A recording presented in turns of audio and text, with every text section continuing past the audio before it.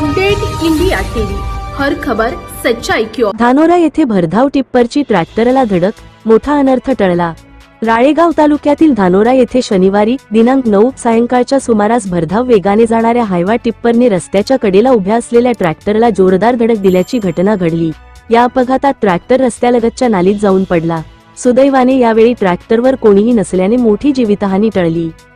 प्रत्यक्षदर्शींनी दिलेल्या माहितीनुसार रेती वाहतूक करणारा टिप्पर राळेगावकडून धानोरा बसस्टॉप परिसरातून वेगाने जात असताना चालकाचे नियंत्रण सुटले आणि ट्रॅक्टरला धडक बसली। धडकेनंतर परिसरात काही काळ गोंधळाचे वातावरण निर्माण झाले होते। ज्या ठिकाणी हा अपघात झाला त्या परिसरात दवाखाने, दुकाने, सलून तसेच नागरिकांची नेहमीच मोठी वर्दळ असते। त्यामुळे भरधाव रेती वाहतूक करणाऱ्या वाहनांमुळे नागरिकांच्या सुरक्षेचा प्रश्न पुन्हा ऐणीवर आला आहे।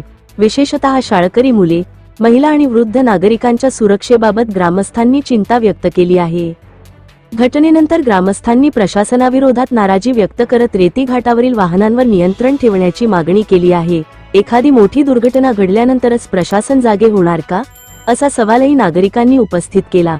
धानोरा परिसरात सुरू असलेल्या रेती वाहतुकीमुळे अपघातांचा धोका वाढत असून भरधाव टिप्पर व ट्रकांवर पोलीस आणि महसूल विभागाने तातडीने कारवाई करावी, अशी मागणी ग्रामस्थांकडून होत आहे।